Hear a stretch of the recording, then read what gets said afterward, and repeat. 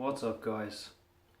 So this video is in response to a lot of talk that I've had lately and a lot of concerns that have come through, where essentially a guy has been following a guru of some sort and then finds that that guru is wrong in some way and kind of loses faith in them, and then goes to find another guru, another mentor, and the same thing happens. And this is specifically coming from some feedback from a podcast interview I did recently with John Cooper from The Art of Social, where we kind of picked apart the whole pickup artist industry. And a few guys who had been really into that industry were quite distraught by our podcast because they had a lot of faith and hope in the leaders of that industry. And now we'd planted like a seed of doubt about just how helpful and valuable that industry is. But these same guys also didn't fully believe in myself or in John, so they had no one left, and there was no tribe to belong to. And there's a sense of feeling lost, of is there no right answer out there? And that's something I've had to go through myself recently. Something I've been doing a lot of recently is when I look to the people that I sort of look up to, the thought leaders like Sam Harris, Jordan Peterson, Ryan Holiday, Tim Ferriss, guys that I look up to. What I've been doing lately is looking for people who argue against them, rational, intelligent people who are absolutely against them, and having a listen to what they have to say, open my mind and let go of my kind of hero worship. The problem with doing this is often the counter arguments are very solid. So, I hadn't thought of that before, and actually he does do that a little bit, and yeah, that's true, he's not quite honest there. And then I'm left with this lost feeling of, is there no one to follow? Is there no one who's flawless? So this is who I'm speaking to. If you have this problem, a kind of loss of your father figure, role model type, or even you are still deeply in a tribe following a guru and maybe starting to be a bit concerned that that's not quite healthy, I want to talk about this particular problem, whatever this problem is called, the loss of faith, perhaps. I want to emphasize how important it is that you stop looking for a single source of information. A one leader, guru, role model, figure, tribe even though I would consider myself to be a thought leader, as wanky as that title is, and I have a tribe called Brojo, even I know that it's unhealthy for someone to subscribe only to our ideas. That they should be branching out and looking at counter-arguments and different thoughts and philosophies all over the place. And how dangerous it is if they only get into our echo chamber and they don't leave. We all want it to be simple. We want the answer to be clearly coming from a single source who's got it all sorted out, so that we don't have to be all confused and mixed up and not sure what's right and wrong. We want a leader. We want a savior, Christ-like figure. The problem with this is that every single guru, myself included, if you consider me to be one, has a fatal flaw.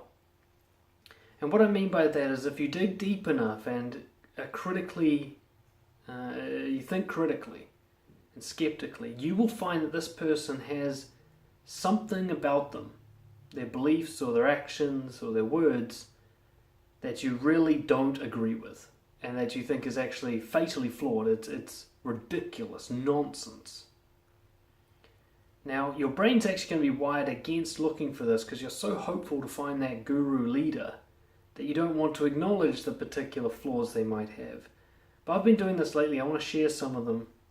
So there's kind of 4 people that I've done this with recently. The first one was Eckhart Tolle, the philosopher who wrote The Power of Now, I think it's called. He's really all about the present moment and mindfulness.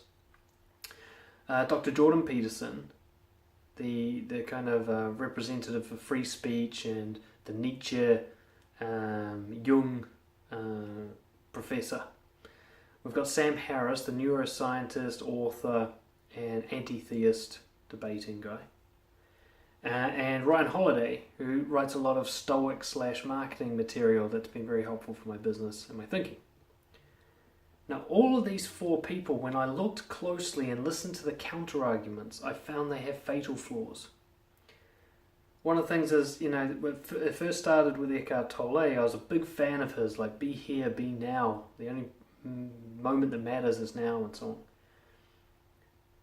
And then I can't remember who it was, but somebody argued against him, and they made a really powerful argument. They said, well, what's wrong with thinking about the future and the past? Why do you have to shame everything that isn't present? And why have you segregated people into enlightened and unenlightened? Why would you create those two tribes that are going to go to war with each other? Because a lot of people I know who follow Eckhart Tolle are also people I don't really get along well with. They're what I call spiritual douches. Right? They're the people that go on and on about how enlightened and present they are, and you just want to punch them in the face because they're just so full of shit. And I realise, well, the way he speaks, and I've been to see Eckhart Tolle live and I've read his books, he actually emphasises this kind of, if you're enlightened, if you're one of us, you're better than the rest, and you need to teach the others because they don't know well. And there's this idea that even though it's completely human to lose track of your presence, all the time we do it, that's somehow a failure that you need to always be coming back from. And what's interesting is when you see Eckhart Tolle come out on stage, he's seriously hunchbacked. He's almost crippled. Now I know he's an old guy, but he's got the most awful posture I'd ever seen. It shocked me to see it, because I've only seen pictures of him from up front. I thought, this is a guy who spent so much time on his mind that he's let his body go to waste. A fatal flaw. Now, a lot of what he says I agree with, a lot of what he says is very helpful for me, but not everything. He's not 100% correct by my standards, and I have to hold on to that little bit of doubt.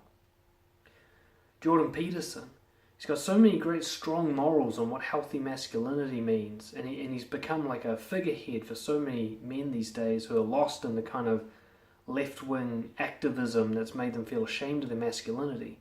He's been so great at saying, clean up your room, straighten up your back, fucking take responsibility for your life. And he's also been a great advocate for free speech, which I again totally agree with. So I looked at the counter-arguments. I looked at his more spiritual beliefs, and that's where he gets a little flaky. That's where he starts to deny that there's an absolute truth, that he believes truth is more real in the Bible than it is in science to some extent. He has these wonky ideas that I really don't agree with. Now, that doesn't undermine the stuff I do agree with, but it means that he's not 100% perfect. Sam Harris, one of the most rational thinkers of our time, maybe of all time. This guy, he's so good at rationally and logically explaining an answer, and he's one of the few people who's willing to say that science can define morality, and I agree with him. But he's also notoriously thin-skinned. He takes a huge amount of time out of his day to reply to critics who are just nameless nobodies on the internet. It seems he's upset by people disagreeing with him, and he also supports the tribalism of atheism versus the rest. He's very non-compassionate about religious people. He makes no attempt to understand how they benefit from religion. He seeks only to undermine it, and because of that he creates enemies, and that doesn't help his actual movement. So he has a fatal flaw there. I agree with mostly everything he says about free will, about morality, but I also understand, hey, he's not a great role model for assertiveness, thick-skinned stoicism. And Ryan Holiday. Ryan Holiday is Stoic philosophy is a huge proponent of my work, and Ryan Holiday is a great writer in terms of bringing it to the people, making it something you can understand in real-life language, without having to read textbooks from ancient Greek. That's great. But he's also the same person who pulled a marketing stunt to sell Tucker's book, I Hope They Serve Beer in Hell. What's his name? Tucker something? Where they basically hyped up a false protest against the book in order to sell it very well. And that's very dishonest marketing. And Ryan Holiday quite shamelessly did this and probably still uses tactics and techniques in his marketing like this now, which is really against what I believe in terms of honesty. So all these guys are great. They've got great ideas, but if you dig closely and take your hero worship blinders off, they have fatal flaws.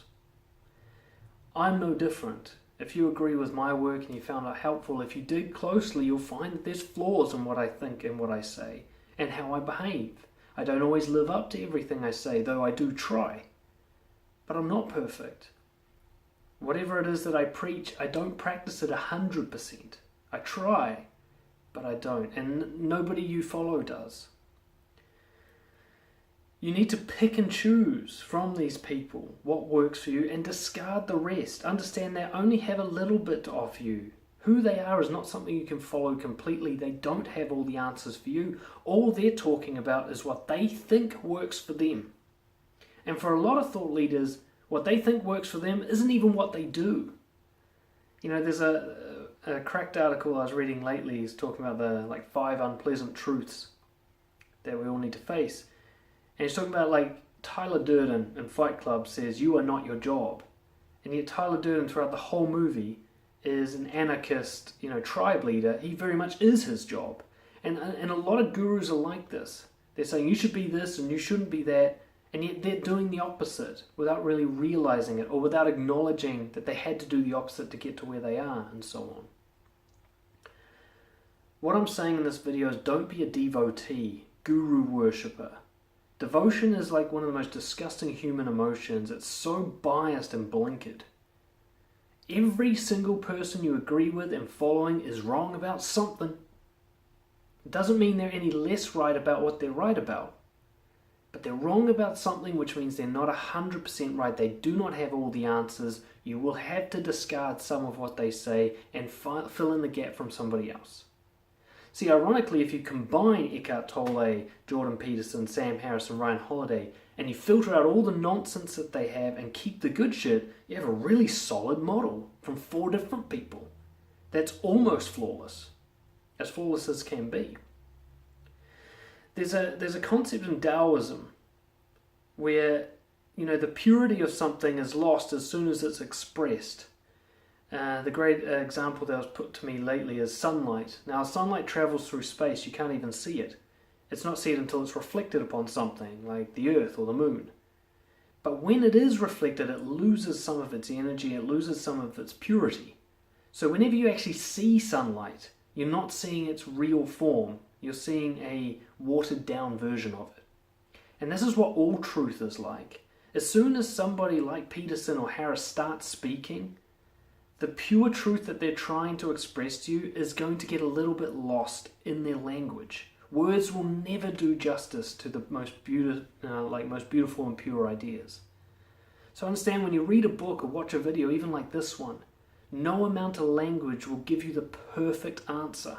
It'll always be a bit lost. Eckhart Tolle will always be a bit lost in his kind of heady guruism. Jordan Peterson will always be a bit lost in his faith beliefs. Sam Harris will always be a bit lost in his kind of temperamental defensiveness. Ryan Holiday will always be a bit lost in his what is going to sell this the best. And I'll always be a bit lost in whatever it is I can't see about myself. So let go of the idea that any one guru or tribe has all the answers. Belong to no tribe. Worship no guru. Devote yourself to nothing. And take everything from everybody that's good and discard everything that sucks. And create your own thing that's just for you.